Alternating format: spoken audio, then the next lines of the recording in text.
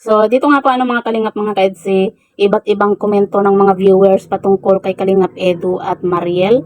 So, yan po yung ating pag-uusapan po mamaya mga kalingap mga kaedsi. Pero bago po natin ipagpatuloy ang video ito sa mga bago pa lang po sa ating munting channel, huwag po natin kalimutang suportahan ang ama ng Kalingap, Kuya Val Santos Matubang at Kalingap Rob. At paunawa, panoorin po muna ang full video bago mag-comment para malaman ang nilalaman nito.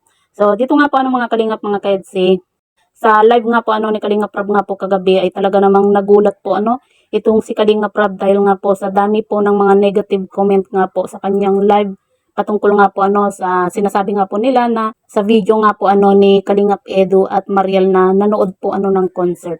At yun nga po mga Kalingap mga ka-EDC, dahil nga po sa issue na iyan, iba't ibang komento nga po yung mababasa po natin sa mga viewers.